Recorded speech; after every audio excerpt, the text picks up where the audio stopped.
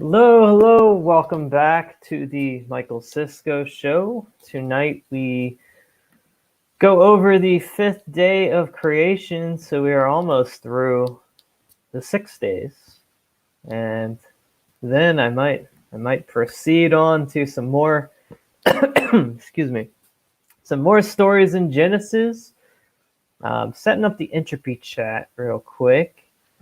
I'm sorry that I'm late. Well, I'm not really sorry. I took a longer than expected nap, and then I ate some pizza, and I was about ready to stream, and I got an important phone call, which can't talk about. But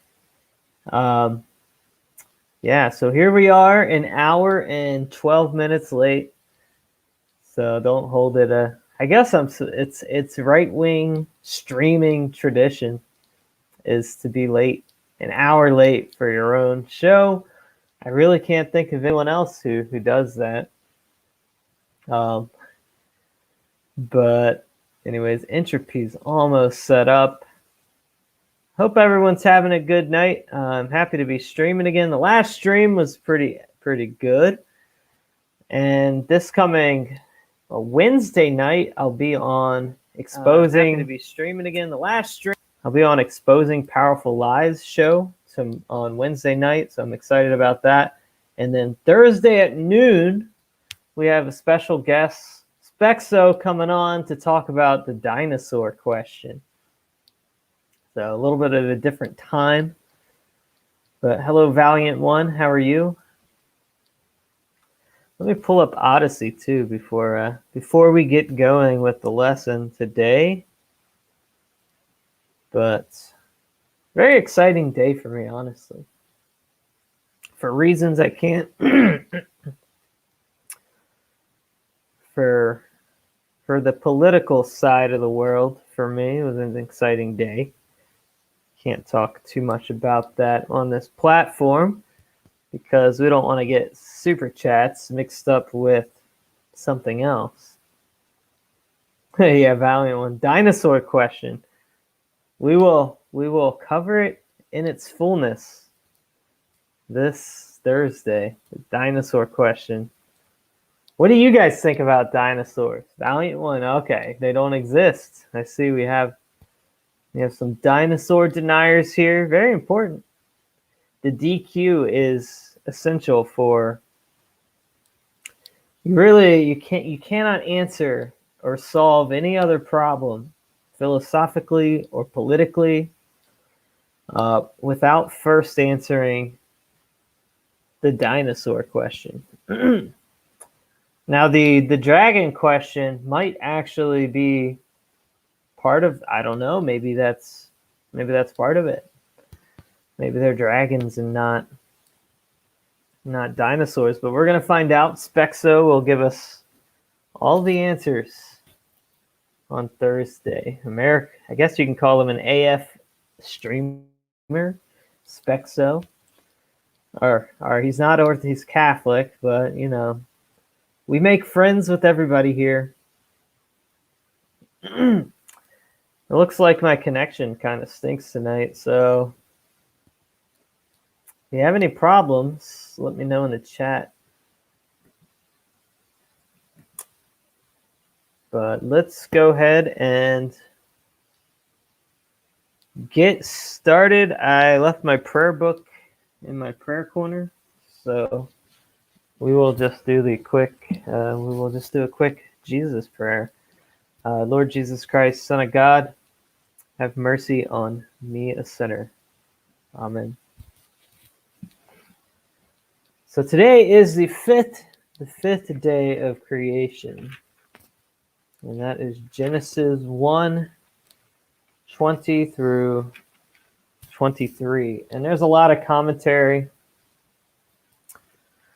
from Father Seraphim Rose, and I was gonna kind of cut through a little bit because it's long, but most of it is him just quoting patristics, so I think we're just going to read it all. But let's get started with the scripture. Genesis 1:20 through 23. Then God said, "Let the waters bring forth creatures having life, and let birds fly above the earth across the face of heaven's firmament." It was so.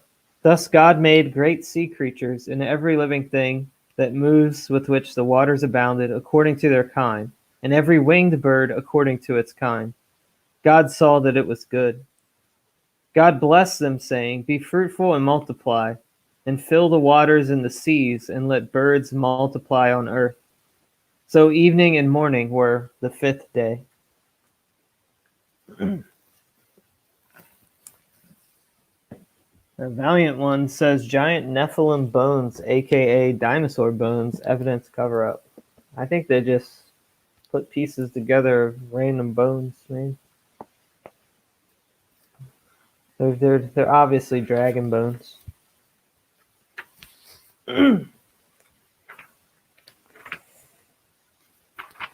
All right. So Father Seraphim, this is what he has to say about that. In his commentary on the fifth day of creation, St. John Chrysostom emphasizes the preciseness and accurateness of the order in which the creation is described. The Blessed Moses, this is St. John Chrysostom here, the Blessed Moses, instructed by the Spirit of God, teaches us with such detail so that we might clearly know both the order and the way of the creation of each thing. If God had not been concerned for our salvation and had not guided the tongue of the prophet, it would have been sufficient to say that God created the heaven and the earth and the sea and living creatures without indicating either the order of the days or what was created earlier and what later. But he distinguishes so clearly both the order of creation and the number of days, and instructs us about everything with great condescension, in order that we, coming to know the whole truth, would no longer heed the false teachings of those who speak of everything according to their own reasonings, but might comprehend the unutterable power of our Creator. Thus on the fifth day he writes, "Just as the earth he said only, let it bring forth, and there appeared a great variety of flowers, herbs, and seeds, and everything occurred by his word alone. So also here he said, let the waters bring forth swarms of living creatures, and let birds fly above the earth across the firmament of the heavens. And suddenly there appeared so many kinds of crawling things, such a variety of birds, that it is impossible even to enumerate them with words." St. Basil writes, "All water was in eager haste to fulfill the command of its creator, and the great and ineffable power of God immediately produced an efficacious and active life in creatures of which one would not even be able to enumerate the kinds, as soon as the capacity for propagating living creatures came to the waters through his command." And St. Ambrose, man, my green screen's acting kind of crazy right now. I'll fix it later. "At this command, the waters immediately poured forth their offspring. The rivers were in labor. The lakes produced their quota of life. The sea itself began to bear all manner of reptiles.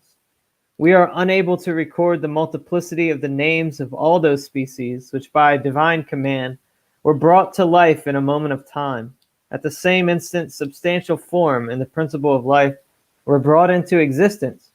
The whale, as well as the frog, came into existence at the same time by the same creative power.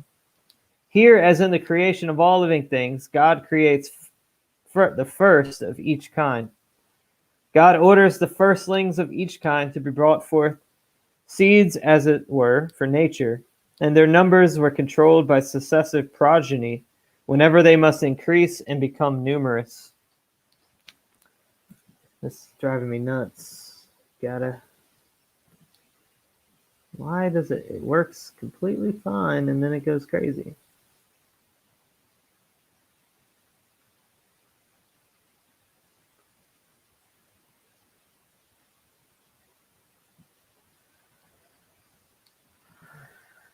Whatever.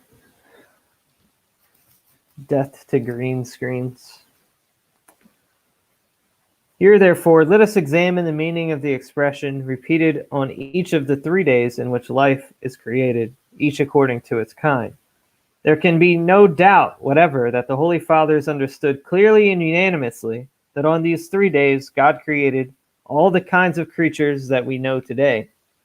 This can be seen in their often repeated assertions that God creates immediately and instantly, that it is his word alone that brings the creatures into being, that it is not a natural property of the waters or earth to bring forth life.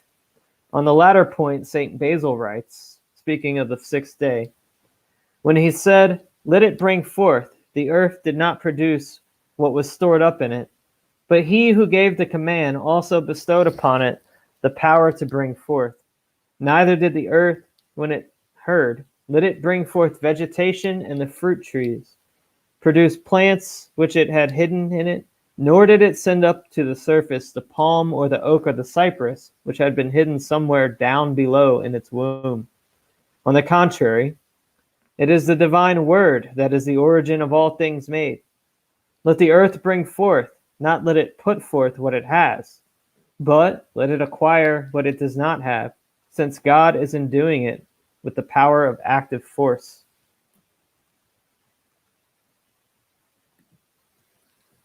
The Holy Fathers have a very definite teaching on the kinds of creation. Let us only bear in mind here that we need not define precisely the limits of these kinds.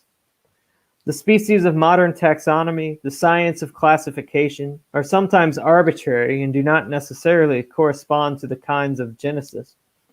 But in general, one might say that the Fathers understood as included in a kind those creatures capable of producing a fertile offspring, as will be seen in what follows. St. Basil teaches that the kinds of Genesis, except of course for those that may have become extinct, maintain their nature to the end of time. There is nothing truer than this, that each plant either has seed or there exists in it some generative power, and this accounts for the expression of its own kind. For the shoot of the reed is not productive of an olive tree, but from the reed comes another reed, and from seeds spring plants related to the seeds sown. Thus, what was put forth by the earth in its first generation has been preserved until the present time, and since the kinds persisted through constant reproduction.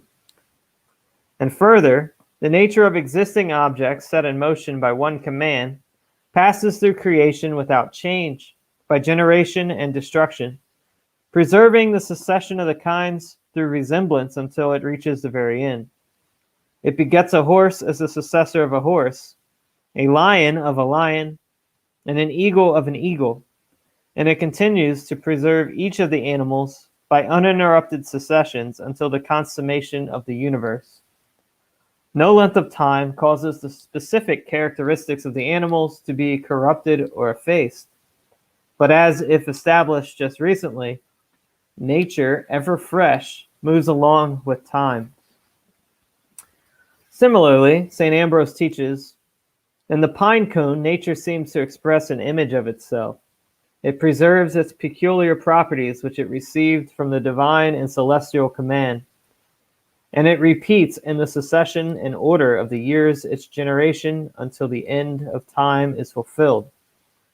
And the same Father says even more decisively, the true word of God permeates every creature in the constitution of the world. Hence, as God had ordained, all kinds of living creatures were quickly produced from the earth. In compliance with a fixed law, they all succeed each other from age to age, according to their aspect and kind. The lion generates a lion, the tiger a tiger, the ox an ox, the swan a swan, and the eagle an eagle. What was once enjoined became in nature a habit for all time. Hence the earth has not ceased to offer the homage of her service. The original species of living creatures is reproduced for future ages by successive generations of its kind. God bless you too, Optimist 777. Good to have you. Good to have you.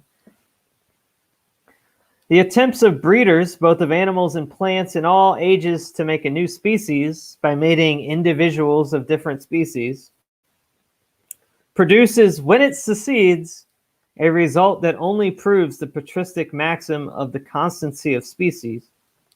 These hybrids are sterile and cannot reproduce themselves. St. Ambrose uses this example to warn men against unnatural unions which go against the laws which God established in the day of creation. What pure and untarnished generations follow without intermingling one after another, so that a Thymalus produces a Thymalus, a sea-wolf, a sea-wolf. The sea scorpion, too, preserves unstained its marriage bed. Fish know nothing of union with alien species. They do not have unnatural betrothals, such as are designedly brought between animals of two different species, as, for instance, the donkey and the mare, or again the female donkey and the horse, both being examples of unnatural union. Certainly there are cases in which nature suffers more in the nature of defilement rather than that of injury to the individual. Man, as an arbiter of hybrid barrenness, is responsible for this. He considers a mongrel animal more valuable than one of a genuine species. You mix together alien species and you mingle diverse seeds. Welcome, Pano. Good to have you, brother. The distinctness and integrity of the seeds of each of the kinds of creation is so much a part of scriptural and patristic thought that it serves in the gospel as the basis for the parable of our Lord regarding the distinctness of good and evil, virtue and sin. St. Ambrose uses this parable, Matthew 13:24 through 30, to illustrate the integrity of the seeds of each kind. There is no danger that the precept of God, to which nature has accustomed itself, may become void in future time by a failure of propagation, since today the integrity of the stock is still preserved in the seeds. We know that cockle and the other alien seeds, which often are interspersed among fruits of the earth, are called weeds in the gospel. These, however, belong to a special species and have not degenerated into another species by a process of mutation from the seed of the wheat plant. The Lord told us that this is so when he said, "The kingdom of heaven is like a man who sowed good seed in his field. But while men were asleep, his enemy came and sowed seeds among the wheat." We gather from this that weeds and wheat certainly seem to be distinct, both in name and in kind. Hence the servants too said to the householder, "Sir, didst thou not sow good seed in thy field?" "How then does it have weeds?" he said to them. "An enemy hath done this. One is the seed of the devil, the other is that of Christ, which is sown in accordance with justice. Therefore the Son of Man sowed one with the devil. The Son of Man sowed one, and the devil sowed the other. For that reason, the nature of each is distinct, since the sowers are opposed. Christ sows the kingdom of God, whereas the devil sows sin. How therefore can this kingdom be of one and the same race as sin? This is the kingdom of God, he says, as though a man should cast seed into the earth. Mark 4:26. Valiant One says, the only two good evolutions being Mitsubishi Lancer and the Lancia Integral. Okay. I don't know the last one, but the Mitsubishi Lancer is pretty cool. The Evo. We're almost through this. Just as the distinction of species is related to the distinction between good and evil, so is the confusion of species related to moral relativity. It is certainly well known how believers in the relativity of good and evil, of virtue and vice, make use of the cosmological theory of universal evolution to defend their belief as scientific and factual. If man was once a lower animal and is evolving into something else, then how can his inconstant nature be compelled to obey commandments, given at only one stage of his development? Marxist atheism bound itself to this theory of evolution from the very beginning, and to this day preaches it as one of the cardinal doctrines of its relativistic philosophy. The idea of the consistency of nature and the integrity and distinctness of its kinds runs throughout patristic literature.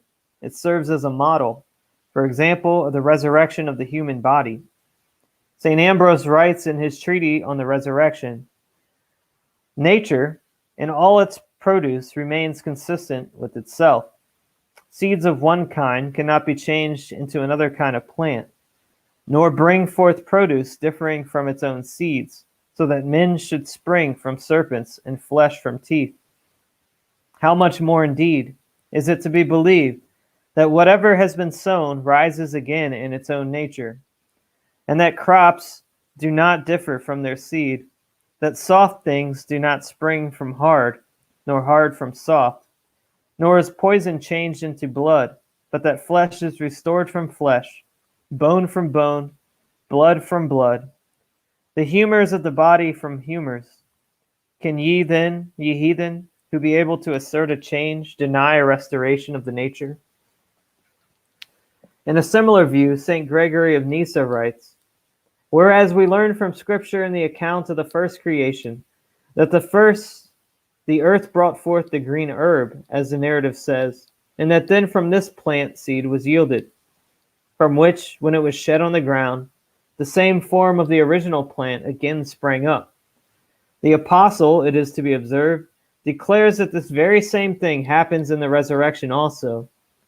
And so we learn from him the fact, not only that our humanity will be then changed into something nobler, but also that what we have therein to expect is nothing else than that which was at the beginning." A strange parallel to the modern theory of universal evolution may be seen in the ancient pagan teaching of the transmigration of souls, reincarnation. The reaction of the Holy Fathers to this idea, which they universally condemned, shows how concerned they were to preserve the orderliness of creation and the distinctness of its kinds of creatures. St. Gregory of Nyssa writes, "Those who would have it that the soul migrates into natures divergent from each other seem to me to obliterate all natural distinctions, to blend and confuse together in every possible respect the rational, the irrational, the sentient, and the insensate. If that is, all these are to pass into each other with no distinct natural order, secluding them from mutual transition. To say that one and the same soul, on account of a particular environment of body, is at one time a rational and intellectual soul, and that then it is caverned along with the reptiles, or herbs with the birds, or is a beast of burden, or a carnivorous one, or swims in the deep, or even drops down to an insate thing, so as to strike out roots or become a complete tree, producing buds on branches, and from those buds a flower, or a thorn, or a fruit edible, or noxious. To say this is nothing short of making all the things the same, and believing that one single nature runs through all beings, that there is a connection between them which blends and confuses hopelessly all the marks by which one could be distinguished from the other." So Blessed Seraphim concludes, "The idea that one single nature runs through all beings, of course, lies at the heart of the theory of universal evolution. Erasmus Darwin, the grandfather of Charles, had already pointed scientific speculation in this direction at the end of the 18th century. Such an idea is profoundly alien to scriptural and patristic thought." So, boom, there we have it. If anyone has any questions on that, feel free to ask away. Now, there has been a lot of talk on, the transhumanist agenda, and that being part of the global Great Reset and all of that fancy stuff that the elites want to do. And I find some comfort knowing that all of that is premised on a false theory of evolution, that they can bring humanity to the next stage of evolution, of our evolution, utilizing technology, and by doing so, they can create a post-human species.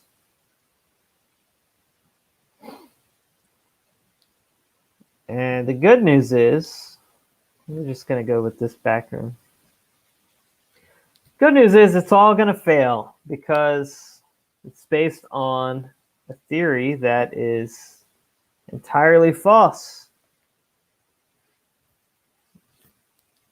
So, no need to be black-pilled. The Great Reset is going to fail. The transhumanists will not accomplish what they set about to do.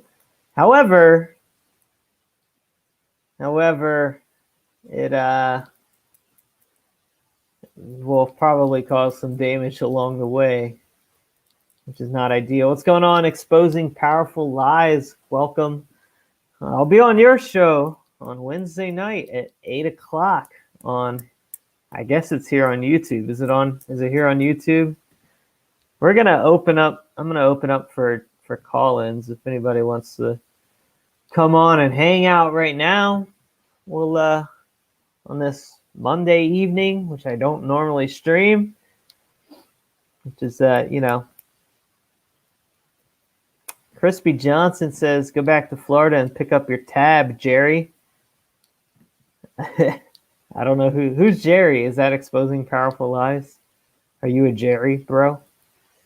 But we got the link in the chat if anybody wants to. Oh yeah, come on, bro. Exposing Powerful Lies, Jerry. Okay, so your name is Jerry. I just know you as Exposing. I just see you in the chats. I haven't. But yeah, if you want to support the show, everyone, feel free to send in a super chat through Entropy or YouTube or Odyssey. Odyssey is the best if you're watching on Odyssey. Radic. It looks like Rantix. Who's that? I thought you were Radix for a second. That's a get. But anyways, welcome. And we also have a Patreon. There's the Order of. I have a Patristic study group. We try to meet once a week to do some Patristic study. And it's a prayer group as well. So if you do the $10 a month Patreon, you get invited. If you're a man, you get invited to the Order of Saint Justinian. So we are looking to add some more people. We've got a nice group now, but also you can cash at me, hashtag PrytaneumTimes. It's all in the description. But let's get some call-ins. If not, I might go play on. I might just have to play on Twitter real quick. See what's happening in the Twitter world. I know it's a weird night, and I was an hour late, so. I have the Crispy Johnson endorsement. Yeah, Rantix. Well, I appreciate whenever you gave it, I appreciate it. So it's all right. I know a lot of people are losing their jobs from the vax mandate. So only give if you have it to spare. I know times can be tough right now, so my Twitter's loading.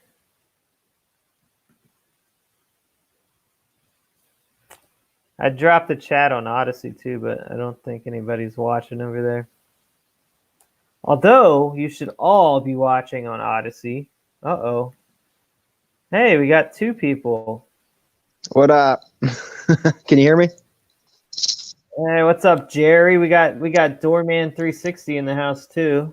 What's that? Oh, nice. What's up, Doorman? What's going on, man? It's about time we've been on the same stream at the same time. Yeah. I liked your talk with Allison. Actually, some people at my church were talking about that. This one girl's been really into Allison's channel. She's like, I like that one guy. He was very, I forget how she described him. I'm like, you're talking about Doorman. She's like, yeah, that one. I like that one. Yeah. I see, the reoccurring comment I hear about it is that I have a very straightforward personality, which I guess that's nice because that means I'm honest. Yeah. I think that is actually what she said. Funny enough, I'm pretty sure it was something like that. Yeah. What's up, Sisco? Glad to finally meet you face to face. How's it going, man? Hey, good. I guess this is the precursor for Wednesday night, huh? Yeah. My phone's gonna die, so I'm not gonna be on here too long. And also, I don't want to run through the conversation that we might have. But yeah. That's all right. It's 2 different channels, man. Yeah, very true. But yeah, how you doing tonight, man? Well, I had a nice nap. I was supposed to stream at 8, and I ended up oversleeping. I took a nap. It was a glorious nap, about 2 hours long. And then I was hungry, so I had to eat pizza, and that. Yeah, I had to. I had one of those free, when Domino's gives you the free pizza after so many orders. So I had to get my free one. Nice. I got a thin crust with pepperoni and feta cheese. It was good stuff. Well, I'm in New York, so we take our pizza very seriously here. It's kind of like our main export. so yeah, I'm all about that pizza. Yeah, you don't order Domino's though, so. No, yeah, we don't do Domino's. We don't do Papa John's. Yeah. Well, I actually heard this because I'm in the same area, being in New Jersey, and it's actually the reason that the pizza and the bagels are so good and the bread quality in general. I hear it's because of the water quality here, which is very strange to me, but that's how it works. You get good water, you make good bread. You make good bread, you get great pizza. It's not because it's good water, bro. It's because of all the crap that's in it. It just makes for better pizza dough. Yeah, heartier bread, all the heavy metals and yeah. But all the sewer drainage that just tastes great with that grease. There's this thing worth noting, at least here up in North Jersey and in New York City. I think also in upstate New York. You can correct me if I'm wrong, Jerry. But like we have pizzerias all over the place, and I've been warned, like Gabe, if you leave, Boomer Nap. If you leave New Jersey and New York, just be aware that the pizza party ends. Like pizza isn't at every street corner. I'm in Buffalo, so I'm in Western New York, and there's a pizza place on every block, dude. I mean, it's not that bad, but it's like there's 4 in the one town, Lovejoy. That's just one little village, and there's 4 or 5 there, and then every village has a bunch of them. Yeah, we even have a few. That's how it's supposed to be, as far as I'm concerned. Pizza is everywhere. You get it everywhere. But, it's only up here in the East Coast, apparently, I found out. Mm-hmm. And each one has its own different style and stuff. People have different favorites. And, they take their pizza and their wings seriously here, man. It's pretty much the only thing we're known for. So it's a big deal. It's a big deal. Pizza can be a little scarce in West Virginia, not going to lie. Not going to lie. That's tragic, man. Yeah, well, guns can be a little scarce in New York, so I mean, it's a fair trade. I'll take that trade any day of the week, and I'm okay with Domino's. So, well, I might have to fight you about that. Them's fighting words, Hey, look. For me, bad pizza is better than no pizza. Yeah, so that's just the way I see it. I'm happy with microwavable, old school square pizzas. If I have pizza, I'm happy. My dad has a joke he says a lot, and he says, pizza is like sex. Even when it's not that good, it's still pretty good, Slap some cheese on some bread, you're done. Yeah. Crispy Johnson says, can we talk about the Astro concert tragedy or Project Veritas Diaries asking for my dog? I like how he puts the question mark on the asking for my dog. Oh, My dog. Yeah. So what Yeah, do you?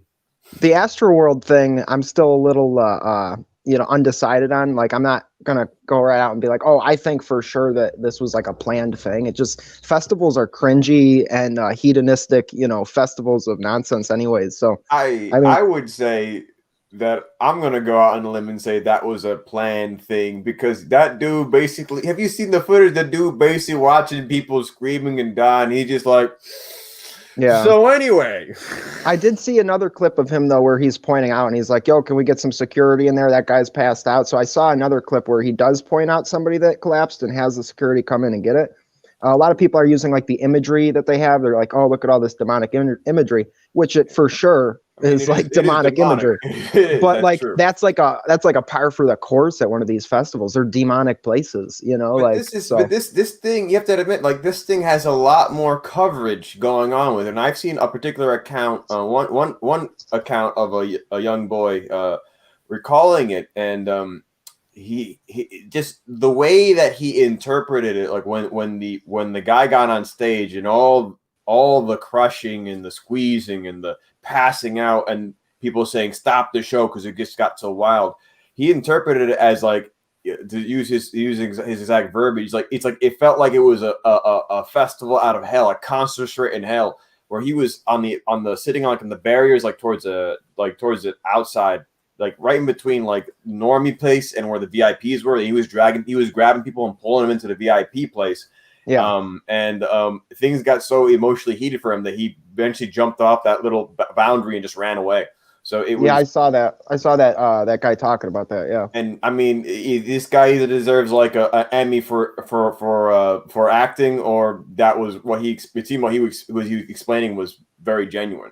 So yeah, I'm sure he was being legit. He struck me as genuine as well, for sure. What do you think, Sisco? What do you think about all that?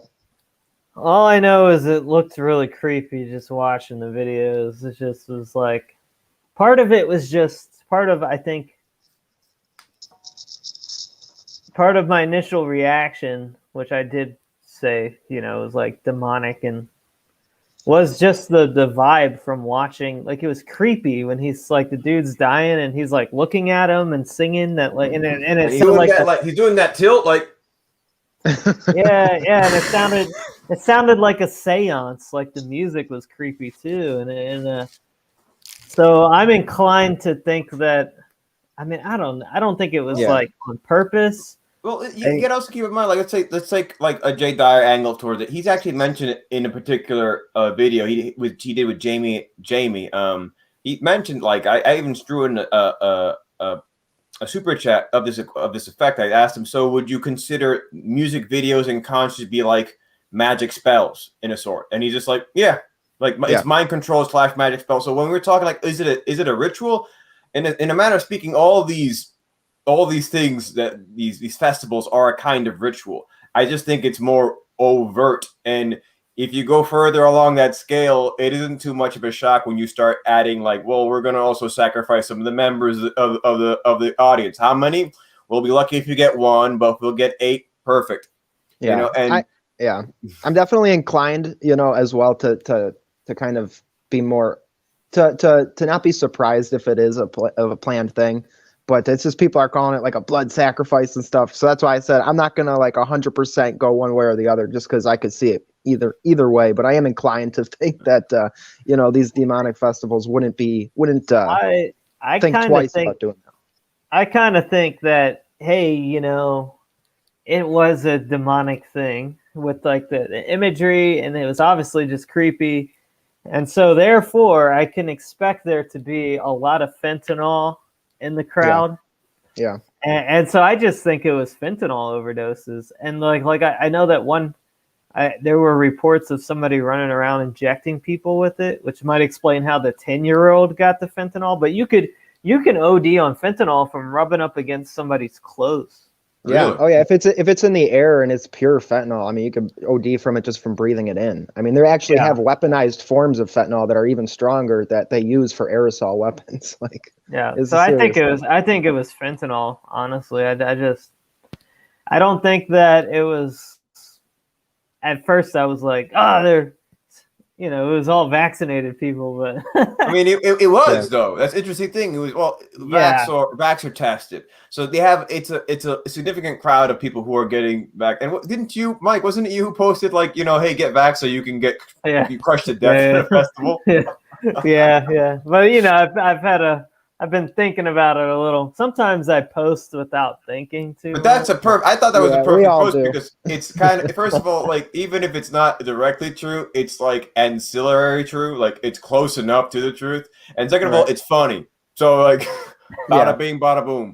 Yeah. Yeah. Well, I mean, it is true. Like everyone there got vaccinated so that they could go potentially die at this bloodbath. So yeah. And about the diary thing, that's pretty crazy. I guess National File broke the story that it is actually what was it, Ashley Biden's diary? I mean, we didn't really need that time of evidence to, know that element about that guy's character. Right. Yeah. Well, I didn't know. I didn't quite expect that he would have sex with his own daughter. Oh, come on.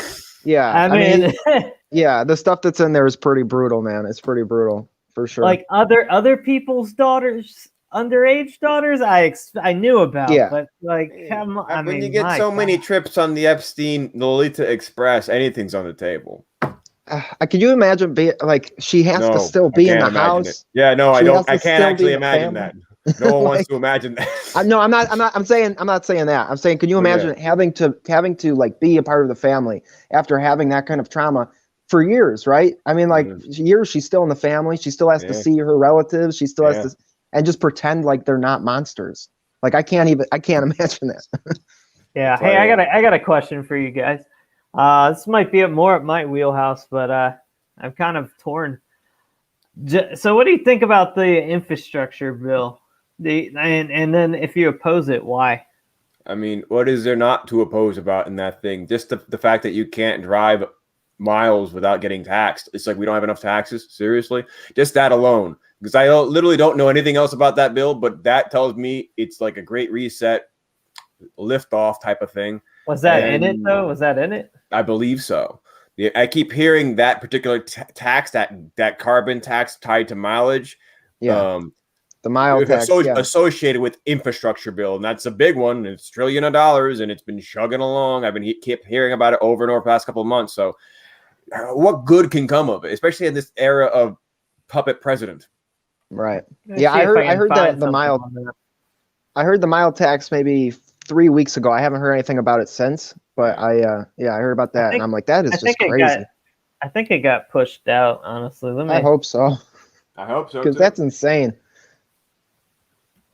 But I don't know much else about it, honestly. I just know that it's if it's from the Biden administration, I'm sure. Even that, like a lot, I think even Roosh pointed this out, that the whole carbon credit kind of thing is seeping into this, basically the normie exchange place. Like you get apps that tell you, hey, you have a carbon neutral delivery, and it's they're conditioning us so they can impose this carbon tyranny to wipe out all the extra carbon, like you and me. Okay, so I'm sure they want to get rid of cars, Yeah, so it looks like it's what they've done is they've included a study to study mileage tax, but they haven't implemented it yet. So they're just prepping it. They're getting it ready. Yeah. It's a voluntary pilot program that the states can adopt if they want. Well, let's hope they don't. That's crazy. Because I was wondering how they would even enforce that, but I guess somebody told me that you take your car in to be inspected, and then they compare how many miles you drove, and then do a flat tax like that. Well, I guess that would make sense if that's how they're going to implement it, but I don't know. Yeah, well, I mean, it is a fact that we needed an infrastructure bill. Yeah, for sure. But it's like, You know how they do these bills, man. They stuff them with all of this extra stuff that isn't needed. And yeah. Like the political pork. Yeah, I gotta dig into it because I know I'm gonna get asked about it. Because West Virginians seem to be pretty, at least the talk show hosts seem to be pleased that we're about to get all this money. Nice. Well, So, they're never wrong. yeah.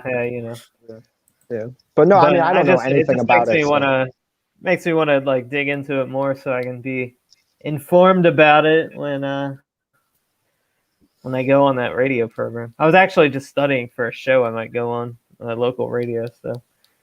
Oh, nice. Yeah. What are you studying for? I liked your recent. Just really quick before you answer that question, but I liked your platform that you released today. It was really good stuff.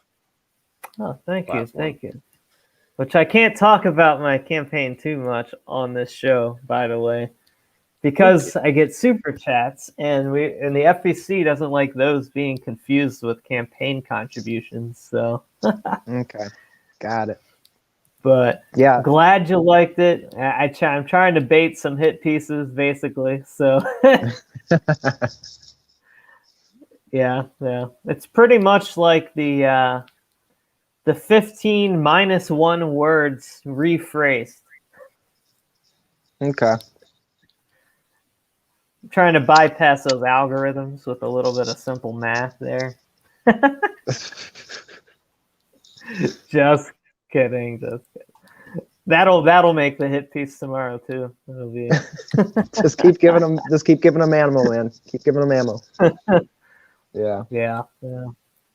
But yeah, I just actually, it would be very, very good to get some media. Hey, good to meet you, Jerry, and I'll see you again on Thursday. So. Yep. I'll see you then, man. Doorman, also good to meet you as well, bro. Of course, man. Of course, I got to get more familiar with your program, but I saw the stuff of you getting slugged because I'm a guy who's attracted to violence, so that's the first thing I clicked on, and Yeah. Hope you're doing better after that. Oh yeah, doing much better.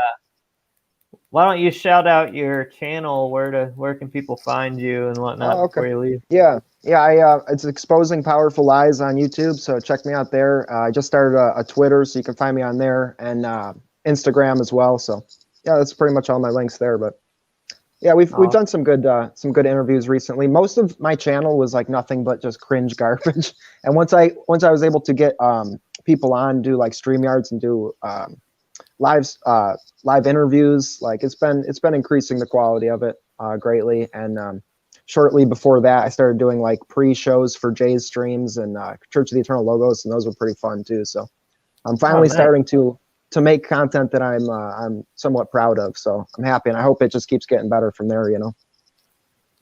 Nice. Yeah. I texted Jay earlier. I was like, "Hey, are you streaming tonight? I want to work around." He's like, "No."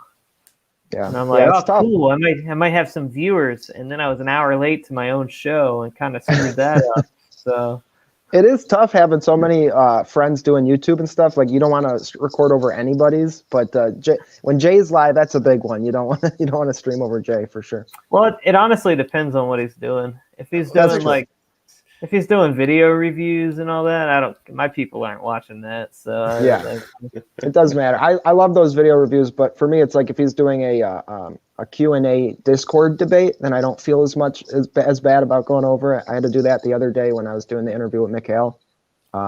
We waited. We pushed it back an hour because we saw that Jay was going live, so we pushed it back an hour. I'm like, by that time, it'll be 2 hours. We'll probably be done. And then, the hour passes. He's still live. So then we do our interview, and then we're done, and I see he's still live. So he's like 4 hours in. I come back, I'm like, nice. Yeah. I usually try and avoid DPH, because I have the analytics that show who my viewers watch the most. Right. And so I know who to really avoid. And it's David's been doing good stuff, man. He's been doing good work lately. His channel's awesome. It's so good. He's great. Yeah. And Brother Augustine's another one too. You're going over. Aren't you streaming right now? And he's streaming. Is he streaming? He was doing the marriage stream. So I thought, hey, this is not where I belong. He was shredding the guitar the whole time. I went over there. He was sitting there playing like the guitar and stuff. So yeah, it was cool. I should have messaged him, but whatever. It's okay.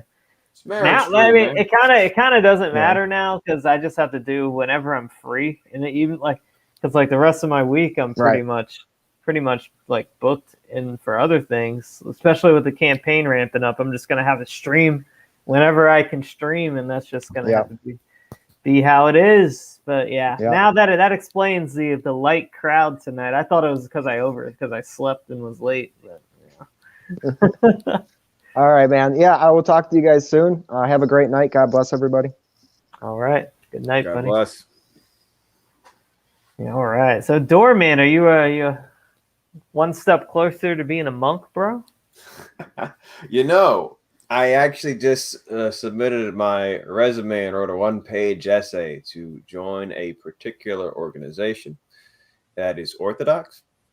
So, and if they accept, I'm in talks with the co-founder of his organization, and if they accept, I think I'll be well on my way to give up everything and leave the world. But unless it depends. I even told them. I just had a conversation before I submitted my resume and did that one-page essay. I told them, look, if I've been keeping my priest, I'm keeping my priest abreast of this, and if my priest calls me middle of the night and say, "Dude, don't do it," it's one of those things. Big commitment, because it might involve travel. So if I got to travel for this and I get locked out of the country, oh well. But if my priest calls me and says, don't put yourself in this position. All right. Yeah. Wow, Mount, you're going to Athos, bro? No, I'm not going to Athos. I'll tell you what it is because it's not like a secret. I'm not even an E-Celeb. So it's First Things Foundation it's run by John Heers, the brother of Father Peter Heers. So on October 31st, 2 weeks ago, I randomly came across him and in the New York City Manhattan Road Corps Parish at Synod. So and we already knew each other because I was a student of his on his pod course. So we talked and I listened to some of his chats where he gave this great talk on you can find it on the Antiochian Men's channel. What is it? Amen, right? About his company and how it helps a boy become a real man. Go into 2 years to devote your life to finding what he calls empresarios, basically people who have ideas to help out the neighborhood, connecting with them and getting them resources that they need. But the key ingredient here that makes it different from like the Peace Corps is instead of going in there and changing the village, you kind of keep the culture there intact. It's like a non-intrusive way to help them out. You don't impose the new world values on this old world place, but you do get more efficiency up and running and fix some of the problems there, and all the while you have a field worker, which is what I'm applying to be, live there, integrate with the community, learn the language, and figure out who you need to connect to, who you can get resources to. Because what's one thing if you go in there with the money bag, like, hey, who wants some money? And the guys who are the best at selling you a story to get the money will get the money, and that doesn't necessarily prove it's going to change anything, or that might not be the best person. But if you sit there and you're just some penniless bum like everyone else, and you're just trying to grind it out and get in, give it a couple of months in, you might come across the guy that you're looking for. Like he's like maybe in a particular shack who holds like, I don't know, a coffee hour or whatever you would call a KP maybe, like once a month. And he's like, oh, he's well respected. He knows everybody, but he's not like the showboating dude. He's just the dude who have a plan. That's the impresario. So it's kind of like almost like a reconnaissance. It's a reconnaissance with the idea of getting it's part reconnaissance and part, find that guy and enabling him and, all that, and making sure he gets what he needs and getting business connections, pointing out, oh, I'm part of this foundation. It's a non-for-profit. We do this. This is what we've done over here. You talk to the bigwigs and it's like, oh, I know this guy. He wants this project, yada, yada, yada. So that's the whole idea. And to pinpoint a particular quote from John Heers that I think really sells it. He's like, you find out who you are pretty quickly when you're living without running water and electricity. So I'm a guy who's never lived under those conditions, and I want to see what happens if I live under those conditions. Wait, really? Because you live in Jersey, right? Touche. But it's believe it or not, I think the closest I ever had without having running water is like when I went to DR for like 2 weeks, and I had to like dump a bucket of water over my head for a shower because the water wasn't running. That's the most hardship I've ever had, I guess. So I'm a pretty spoiled guy. So never went camping, bro. Actually, I've never went camping.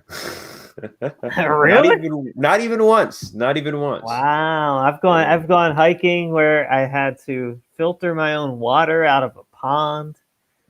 I fall into the ethnic stereotype where I won't do that. People might, it's true that it really is like a white person thing to go hiking. Like, guess when I started hiking? When I hang out with like the white college boys, and we hit hikes and it's super fun. But like, do Latinos hike? Not really. So our hiking is a walk in the park. Yeah, man, you gotta get the shovel for the your bathroom trip to the tree. And never done it. Never done it. Wow. No hike doorman. That's it. I mean, I've done some light hikes and but nothing overnight. Mm-mm. No camping. Sad. Can you light a fire outside? No. One of my buddies made fun of me for that. But basically, no. He's like, didn't you ever join the Boy Scouts? I'm like, of course not, bro. Come on, man. Do I look like the guy who's been in the woods? I don't know anything about the woods, man. I'm an urban creature, man. I'm a very urban creature. It's even more difficult with the lighter than people think, because you gotta like structure the wood and the brush in a way that makes it like conducive for like the airflow for the fire. Like, it's not that easy. Oh, I imagine. Especially cold or wet, or if it's a little wet, that's really hard. Oh. But I have been watching videos on how homeless people survive. That's fun. So that might be the most, if I wasn't going to first things, that might be like my urban camping is living outside of the streets. But that's just a worst case scenario. I mean, you kind of got the look going, bro. Look like I quit one of my jobs, and that was the reason I kept my beard short. One of the jobs I had was wanted my beard, and it was the remote. Can you believe it? My remote job wanted my beard short. I'm like, bro, it's remote. Who cares? I spoke to the clients. They never wanted to see me on camera. They wouldn't do it. So I was only shaving my beard to satisfy my boss, because that matters. I'm sitting in this room, and Patris's like, who cares if I have a freaking gigantic homeless man beard? But now I can grow the homeless man beard as long as I want. Dang. Yes. I should just campaign on my beard. Be like Vernon Supreme. Oh gosh, that guy. I hate that guy. I mean, he's. I was at the Straight Pride parade, and he was siding with Antifa. Oh, I mean, I'm not surprised, but oh man. Yeah, he was calling us fascists and Nazis, and like right there with Antifa, man. Like, screw you, dude. Screw you. What are you gonna do? It's just everything's going topsy-turvy. I mean, that was 2 or 3 years ago. I don't know what that guy's doing nowadays. But doesn't he run for president like every cycle? I think so. Vernon Supreme. Man, my life, rubber boot on top of his head.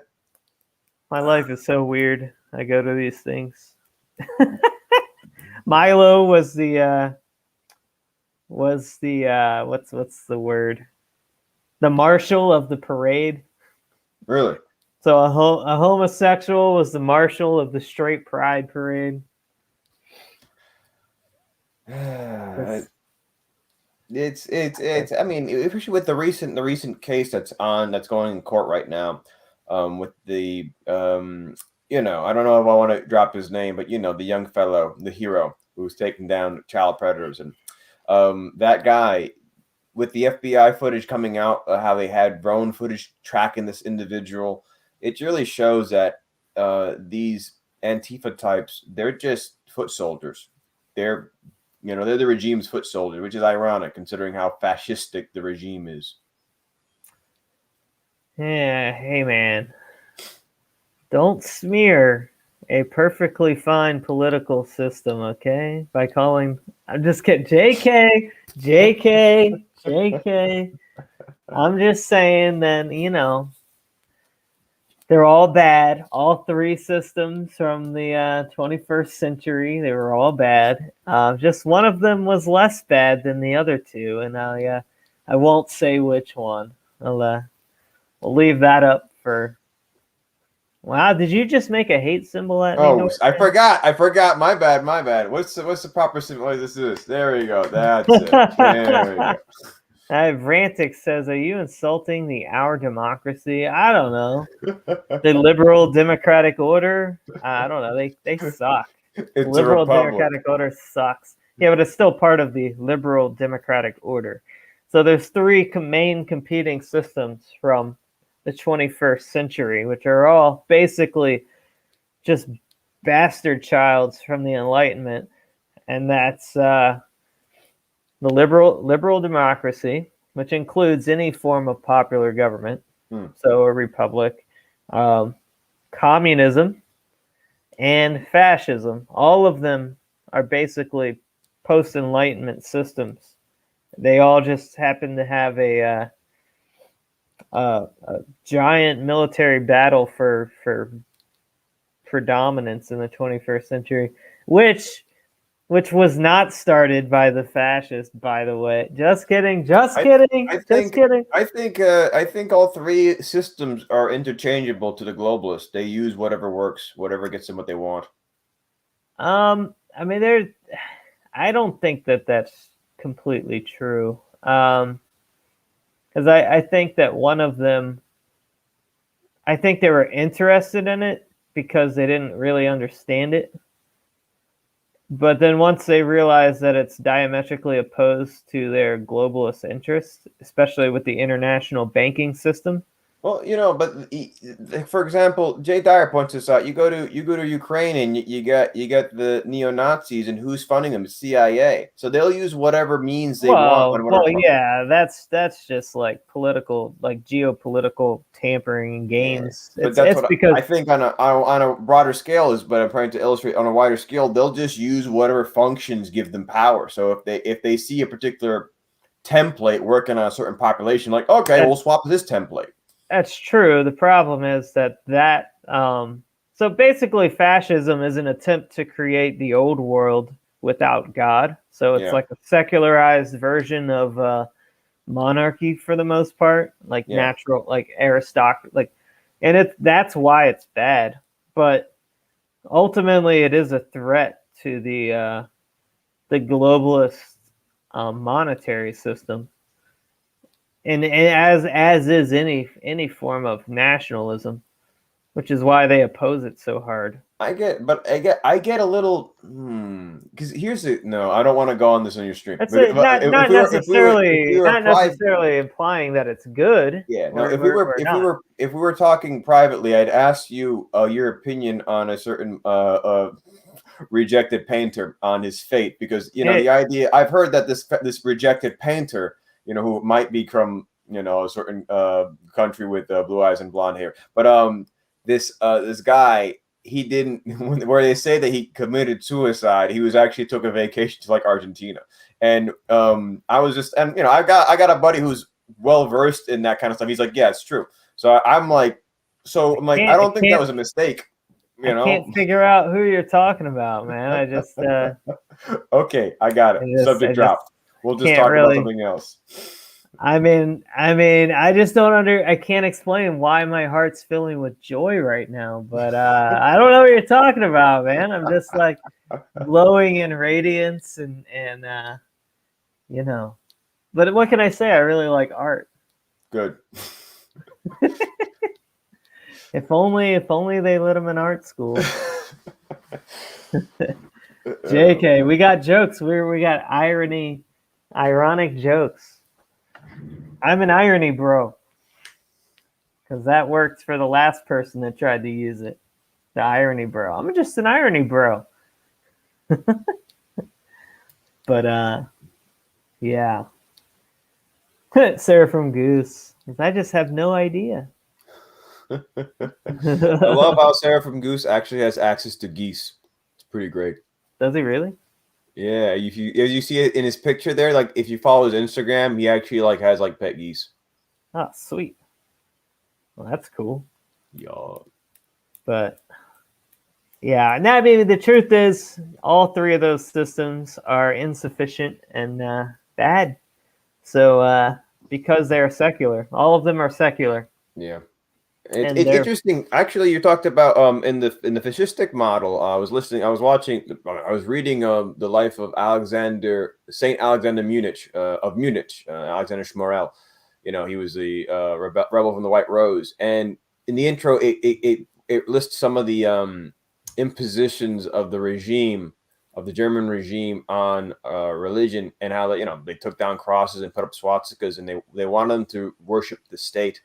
And it reminded me of pagan empires, because I'm just like, I was checking up some of the stuff in the martyrs, and how the martyrs they got martyred because they wouldn't bow down to the emperor. So I'm like, oh wow, this is like a return to olden stuff. Yeah, well, he was part of, also National Socialism isn't exactly fascism either.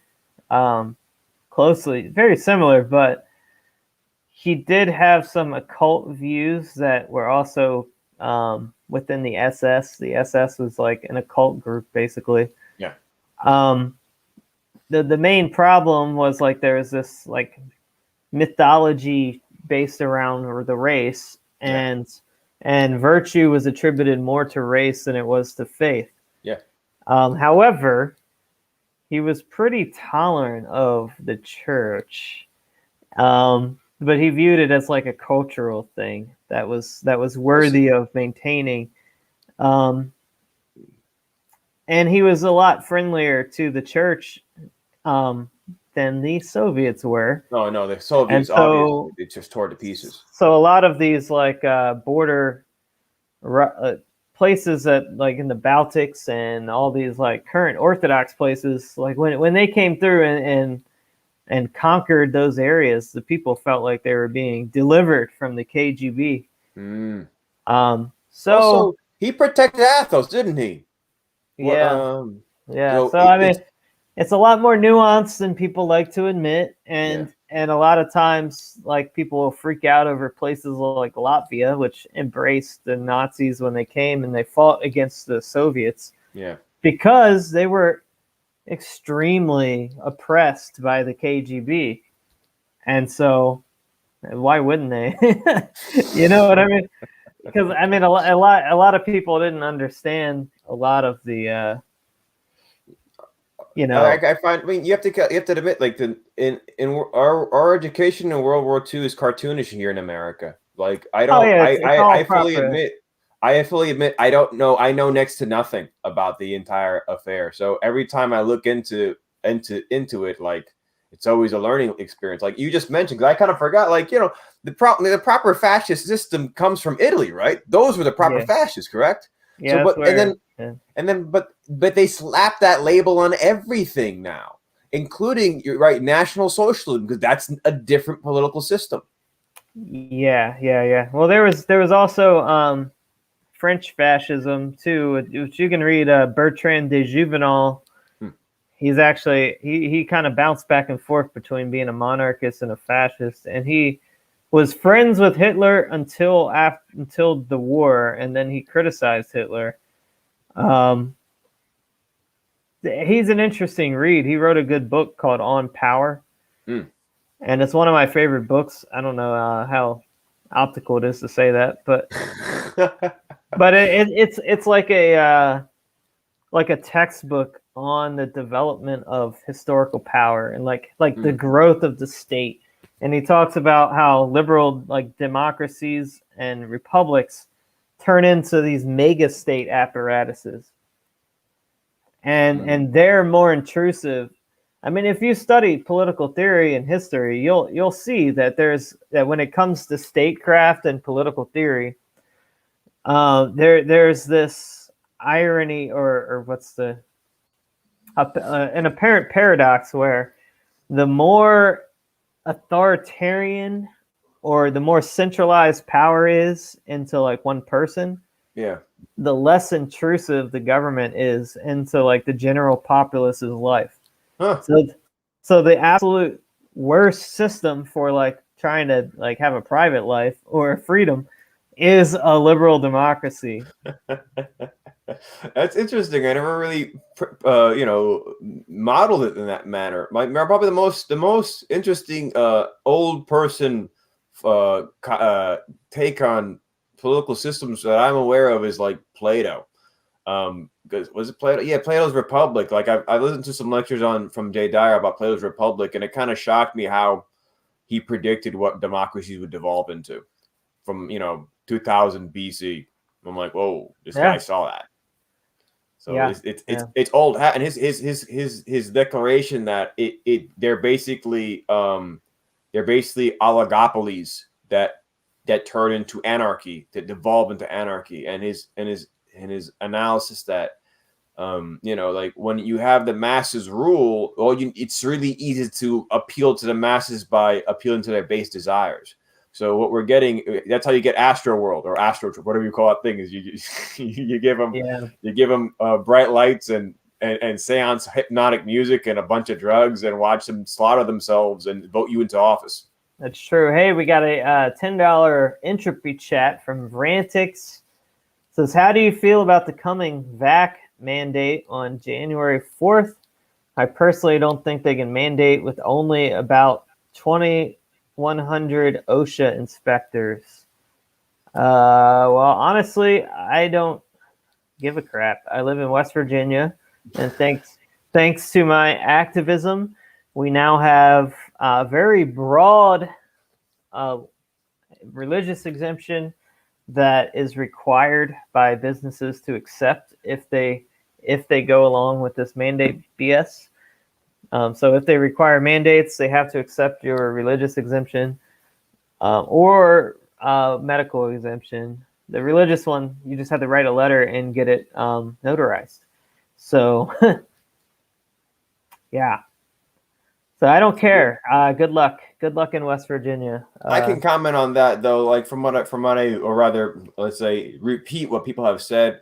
They've said that a lot of OSHA's attempts to create law has always ended in failure. That organization has no legal power, and they are a paper tiger. So if you challenge them in court when they're trying to enforce this kind of thing, they're going to crumble. People also point out they don't have the manpower to enforce that in a national scale.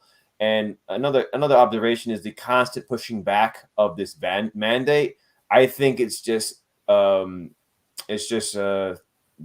just trying to scare people into compliance, because when you actually go into the legal realm, they're going to run into problems. So. Yeah, I mean, obviously I care because I'm holding another rally to protest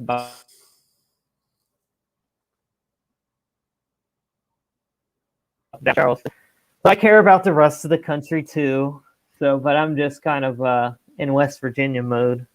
I don't think it's gonna fly. The courts, I think it's been suspended by the courts right now. So I think it's on hold. I think it's up in the air.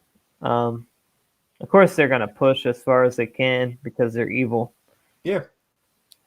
Yeah. But I'm a little more confident that they might actually fail than I was like last week. So let's go. Let's go. They will fail, and I will keep eating pizza and being unvaccinated. Unvaxxed pizza is the best kind of pizza. Unvaxxed pizza. Is this free advertising? Is this free advertising? It's the best pizza on the planet, bro. That's the best on the planet, dog. What do we got here? I cut out a little. Oh. Well, too bad. Too bad. Anyways, I'm pretty much, I think I don't have anything else on your mind, Doorman? Anything else on my mind? Before I wrap this stream up? There's a good little Orthodox tip I learned yesterday from my priest. If you're thinking about somebody suddenly, that may be a hint from your guardian angel that you should pray for them. So, and if you'd say, I'll turn it around to, let's say there's a person that's on your mind, or it's always on your mind that you're trying to get over, for example, you want to help get that person out of your mind, start sincerely praying for them. You want to put a little more effort into it, do the Jesus prayer for their sake, do 100 prostrations, put your physical body into it, and do that every day until you forget that person that you can't get over it. And, it's good. And if you care about that person, good. If you don't care about that person, better. Wow. But we have even more deep wisdom from the chat. Sorry, Michael, but here in the Midwest, we rep our boy Little Caesars. Hey, you know what? We got Little Caesars in my town too, and I'm down with the $5 hot and ready pizza. Okay, $5. You can't beat it, man. Can't beat it for $5, dude. I gotta ask you, Mike. Did you hop on a couple of years ago? I think it was the Cheez-Its Calzone special at Pizza Hut. You ever try that abomination? No, that sounds absolutely disgusting. Oh, it was the worst thing I've ever tasted. And I don't even eat Pizza Hut, but I was hanging with the boys. Back then, I was a little more of a degenerate gamer. Hanging with the boys, and we're chomping on Cheez-Its, and we seeing this thing on TV, and we're just like, we got to try it. And we just made an event to go over there, and it was the foulest. Yeah, well, I know that Antifa watches my show now, so in solidarity with the proletariat, we endorse the $5 pizza of the proletariat because don't put me on the most wanted list, okay? Okay. Did you watch my show from last week, the Charlottesville one? I only caught the end when you were interviewing that fellow. You should. I mean, it was good. It was. Anne was good. It's a great book, by the way. You should read it. It's a short stream. It's only like 45 minutes. No, we went over an hour. Really? Oh, okay. Yeah, I only interviewed her for like 40 minutes. And then Kessler called in, who was the organizer of Charlottesville. Really? Oh, that's who that guy was. Yeah. Yeah. So Antifa actually screenshot the show. They screen captured him on my show and used it for one of their most wanted flyers. These guys, man. And I'm like, I see my little logo in the corner. I'm like, oh man. Advertising, man. Free advertising. It's all about the logo. Whoop, there you go. Very true. Very true. So no, I mean, I know they're watching. I don't care. What's up, Antifa? Maybe you'll watch my content and your life will change, because I know that if you're a part of that organization, you're probably in a bad state in your life. You're probably looking to lash out. You're projecting some inner pain, and I feel for you, man. I've been there myself, and it was probably a time in my life where I would have been right out there with you, smashing windows and black blocking. So what I would encourage you is come visit an Orthodox church in peace, please. Don't come and just come check it out, taste and see that the Lord is good, and we will welcome you with open arms. We will welcome you with open arms. So please forgive me for chasing you around in DC with some brass knuckles. I apologize. Did you have to admit that on camera? It was on camera when it happened. So, but no, in all seriousness, when I look at you on the streets, I can see in your eyes that you're suffering. And I kind of feel bad about being so antagonistic a little bit. Like don't get me wrong, I'm gonna defend myself if you come at me and you're gonna eat dirt. But I really do feel bad for you. Like it's just so you can just see in your eyes that you're not. And this goes to every Antifa that I've ever seen. Like you just don't look like. I can just tell you're not in a good place. So I hope that you come to Christ, come visit the church, and yeah, God bless you. So, but yeah, like Doorman just chatted. Do not put me in a self-defense situation because it's not gonna be pretty. You know, it's crazy, Mike, because I was there. I was there at Washington, D.C. when you were there, you know, that same night where you were chasing them down. And if I was more, I only just heard of your show like a couple days beforehand. And I even had someone ask me, you know, because they saw I was hanging with Roosh. I lost track of Roosh because I got bored. But during the march. But you know, someone asked me, hey, you know MichaelSisco? I thought she asked me, do you know where he is? I'm like, I have no idea. But you know, it would have been fun if I was chasing Antifa with you. I would have had because you probably were you out there? I was. See, I took specific action to make sure I was off the streets by nighttime. So I left before while the march was wrapping up. Look, my priest said, you can go to this rally, but you need to go to church. So I said, all right. And by the way, you go to Airbnbs, they ask you why you go there. So I always have the perfect cover. I tell them the truth. I'm there to go to church. I just happened to be stopping at a rally, but on the way there. So I went to the St. Nicholas, the cathedral built by St. John in Shanghai and San Francisco. I mean, it was the OCA parish. No, that's St. Nicholas. It's St. John the Baptist. Yeah, St. John the Baptist is covered in blue tape. It was an atrocity. But you know, it was outside of that. You know, they were very afraid of the regulations there when I went. Well, they're also in DC. I know they say they're in enemy territory. I get it. You know, They couldn't even take confession. I couldn't. But they are very base. Otherwise, they're pretty base parish. Don't get me started. No, it's a good. But you know, so basically, I even had like a normie shirt, and underneath my normie shirt was my patriotic shirt. It was the Rebel Cross by David Patrick Harry. I got a lot of compliments on that shirt. It was a tank top. But you know, he discontinued that shirt. I got it before he discontinued it, and then when he discontinued it, I got a couple more copies by emailing him. Fantastic. Might have to do that because please do. That flag flies in my bedroom. So. I have my flag in my. I mean, you know what? I gotta show it. Hold on, it's huge, by the way. But I'm gonna show you this thing. This thing is a monster. Oh boy, I'm gonna have to fold it up again. So you know, let's get normie here. So first, we have to work our way up, right? So you know, look, I'm a patriot. I got my little flag. Well, they're both symbols of hate, though. Well, I mean, of course. But, you know, this is cotton because cotton is supposed to be like a collector's item.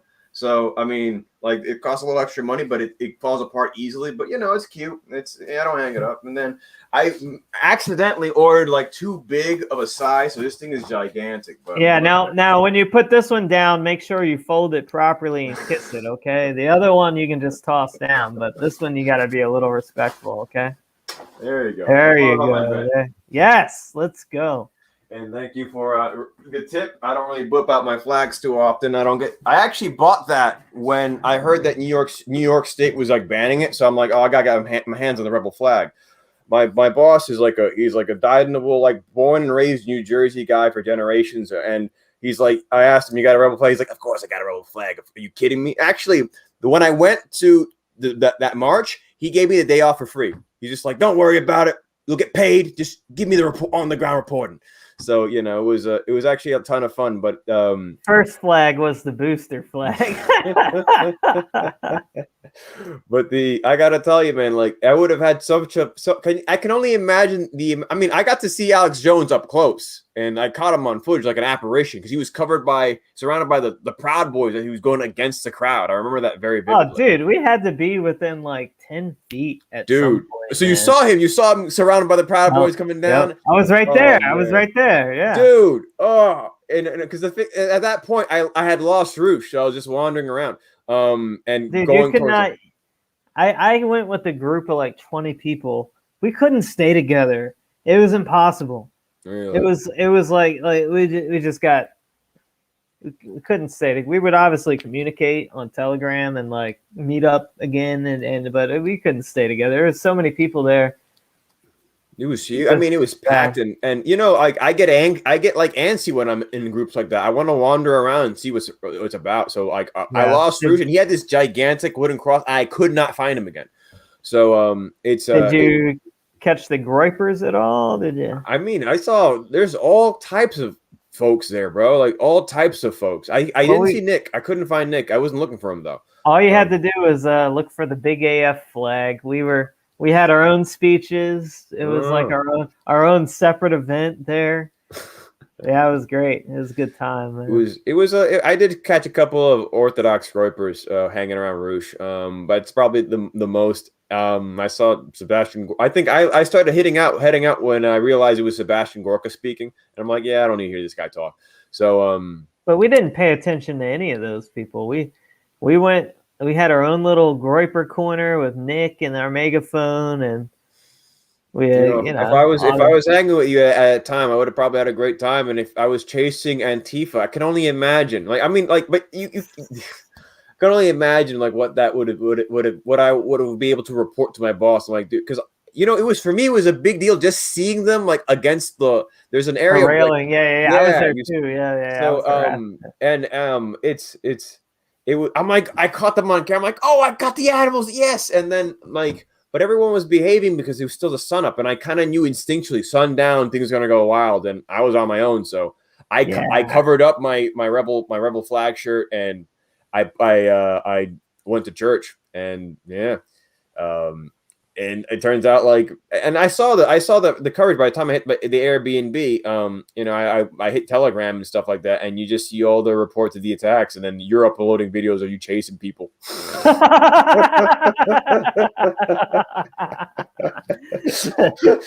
Well, I mean, it literally happened by accident the first time. It was like we just got out of the bar. 8 of us were at the bar, and then we split up. I was down to 3 people. We're like in a rougher part of town because we couldn't get into Harry's, so we went to a bar like further away, and so we hit our Trump gear, and then we're like, thank goodness we did, because we walk right into an Antifa march.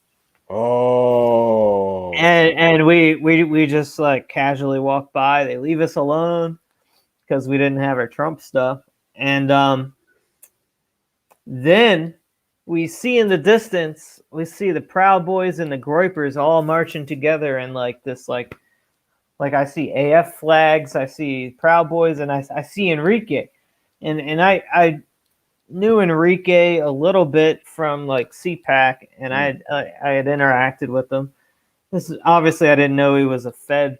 Hey, Seraphim, thank you. I got this at the thrift store. Best shop in town. Yeah, seriously.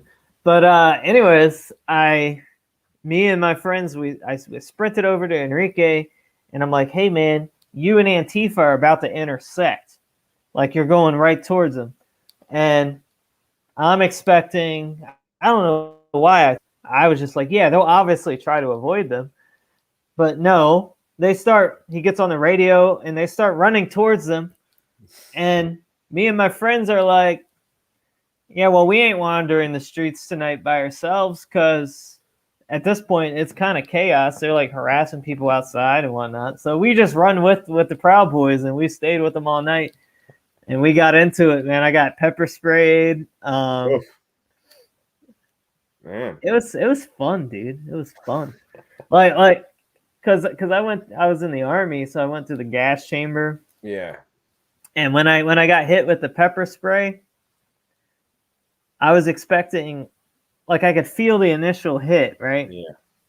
And it reminded me of the gas chambers, and I'm just waiting for it to get that bad, and it never did. And I'm just like there's a Proud Boy next to me, like holding his face like an absolute pansy, like crying, and I'm like, well, that's it. That's what pepper spray feels like. I'm like, let's go. You've already built up your tolerance. I guess. I mean, that was like 9 years ago. But I mean, I don't know.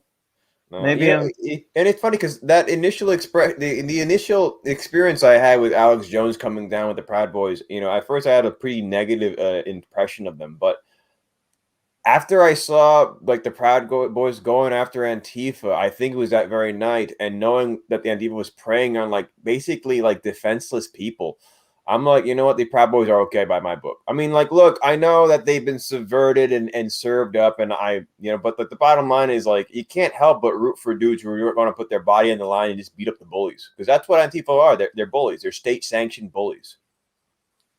Yeah. And well, I had fun running around with them and at Stop the Steal. I so much so that at the second Stop the Steal rally, I went out with them on purpose to chase Antifa around.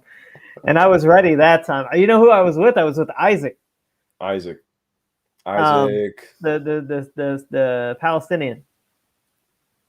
Oh, the lifting guy, right? Yeah. And I had my goggles on. I had a helmet. I had a cup on. I had my full riot gear on, and him and I would when we would catch a protester with a sign, we'd snag the sign and rip it. Like an F Trump sign we ripped. Oh, man. I can only imagine, man. I can only imagine. I went up to one girl. I was like, hey, can I see your sign? And she's like, I'm confused. And then I'm like, give it to me. And then she starts to pull away. And I'm like, rah!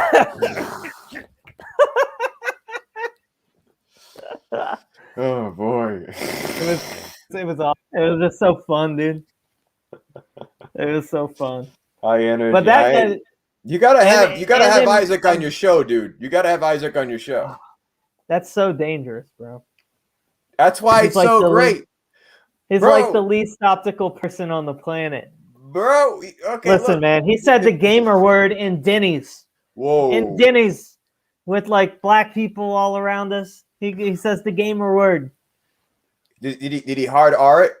Yeah. Oh man, hard R superstar gamer word. I want to make a quick appeal. I want to make a quick appeal to Orthodox votes. It'll be ignored, but it has to be said because I run by it. Look, I have honorary gamer word privilege. I have been called the hard R superstar gamer word in high school by a Wignat. That's in high school. That's years ago. And if you're wondering what I did to him, I assaulted him. But and technically he's like, I'm like 25% African, so I can kind of get away with it.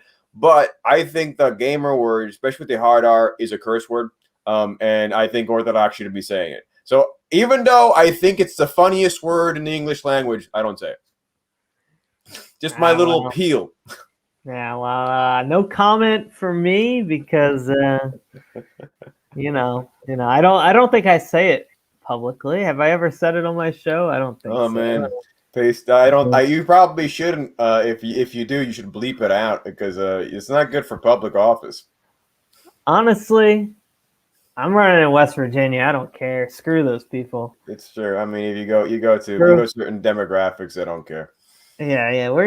This is the greatest place on earth. Okay, this is heaven on earth. This is God made the earth, right?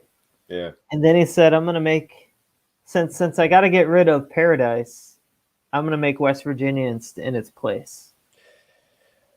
And well, at the very least, you should do like a Instagram stream with the guy. He was on Instagram streaming the other day with a couple of Ortho bros. So you gotta do something. He asked to come on the show. I'll think about it. You just set some ground rules, you know. And if he says the hard R word, it's not you saying it, and you can just say the opinions of my guests do not reflect my own opinions. You know. All right. We'll see. We'll see. If I'm lacking a guest one week, maybe I'll be like, if you're really afraid of it, just make it Odyssey exclusive. You know what? That might be a good idea. Yeah. And you'll get people to hop on an Odyssey because you get Isaac, and it's gonna be a high energy stream, and it's not related to your campaign. It's honestly, I want to do one Odyssey exclusive a month just to start. And people Isaac's are, I'm up to like 122 now, so we will not bad compared. Considering that I'm not censored here on YouTube, so. Remember that stream when you cocked your gun and they took it off? Was that it? There was one. Well, they censored it. You got it back put back on, but I believe it was that exact stream. I was a guest on there in the midst of you reading some kind of policy. You got really incensed, and off screen you cocked your gun. I think that made a hit piece. Actually, I remember somebody like writing. Oh, it was Odyssey and Dialogue or Orthodoxy and Dialogue. They wrote about me cocking my gun on stream. You're just like, yeah. Here's what I think about that. Oh yeah, I really was mad. What was that about? You were incensed. I don't know, some kind of like civic policy or something about like taking firearms or somewhat. And you're all smiles beginning to read it. By the end of it, you just had the most intense frown in your face, and you just went at it with the whole cocking the gun. And I told you optics check. You're just like, look, I can't help it. Somebody should clip that. They should go back and clip that. That's like a doctor. Yeah, that's like a Dr. Zelenko moment where he pulls out his gun. He's just like, "Here's what you're gonna show up to my house. Here's what you're gonna get. You're gonna get castle laws in West Virginia, bitch. Stand your ground. Do not put me in a self-defense situation." Yeah. Seraphim Robinson says pepper spray. Chasing Antifa? Michael, you're hardcore. I don't know about that. I'm just not a soy Antifa, okay? I don't know if I would say I'm hardcore. That sounds kind of boomer, actually. Hardcore. Does anybody say that word anymore? Hardcore? Like what does that even mean? It means you're tough. Hardcore. Hardcore. Seems kind of boomer. Seraphim, are you a boomer? No discrimination, didn't you see a lot of your constituents are boomers? That's true, but they don't watch my show. Oh, your TV show. My show is mostly millennials. I'm just teasing, Seraphim. I appreciate the compliment, buddy. Yeah, take me home, country roads. If you don't live in West Virginia, well, you're gonna have to move. Okay, gonna have to come here. But yeah. So anyways, that's all I got, Doorman. Any final words? Final words. Be a good citizen, find your local Antifa chapter, chase them down. Yeah. Join the Proud Boys. Get reported by the feds. That reminds me, like somebody from St. Mary's Orthodox Church in Falls Church, Virginia, is running around telling people in the Orthodox world that I am a member of the Proud Boys, a white supremacist organization. That's which, well, for one, I'm not a Proud Boy. Two, who cares if I was? If I was, who cares? How are they a white supremacist organization? They'll actually kick you out if you're Wignat. I was talking to John Proby about that, and he mentioned he thought they were kind of weak sauce because they would kick out the Wignats. Yeah, I'm like, they're way too liberal for me. They're way too libertarian for me. And they're Enrique Terrio is a Cuban black dude. Like, so how are they white supremacists? It's like the Tiki Man, the Black Tiki Man. Yeah. So stupid, man. But I mean, I like the Proud Boys because I had fun with them chasing Antifa, but I don't think that I like. They're a little too libertarian for my taste. Oh, So. another guy you should interview besides Isaac. You're gonna be having base brown folk or base not white folk. Palestinian are they white? Anyway, you're gonna have that. If you're gonna have that category, you gotta have iconographer John Pro because you haven't had him on the show yet. Oh, that's true. He's a good loyal watcher too. So he's a good loyal watcher, and he was a member of the Proud Boys at one point. He's got a very interesting history. So, and besides his, everything else about him and his iconography.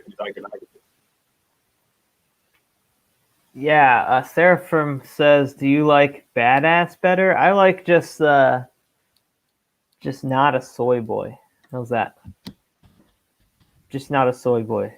Or not. I'm just normal, right? I'm just normal, right, Doorman? Yeah, you're normal. You are certainly normie. Oh yeah, okay. I'm a normie. Yeah, I'm about to send you a. We're gonna send you a certain documentary on World War II, just so that we can get you. Stop! No! I don't want that. I don't. It's just the word normal. You don't want to be normal. You said, Doorman, that you needed to freshen up on your history. So. I'm all right about a story that may have not been told and that may or may not be great. So I know of it. I haven't watched it. Oh man, you gotta watch it. It's on, but I don't know what you're talking about at all. No, honestly. Of course not. I mean, he wasn't ever told, and it may be great, but who knows? It wasn't told. But yeah, I don't know what you're talking about. But. Anyways, I'm out of here. I'll catch you guys Wednesday night on Exposing Powerful Lies. And Thursday at noon, Spexo's coming on the show to talk about the dinosaur question. So that's the schedule for the rest of the week. And you guys have a good night.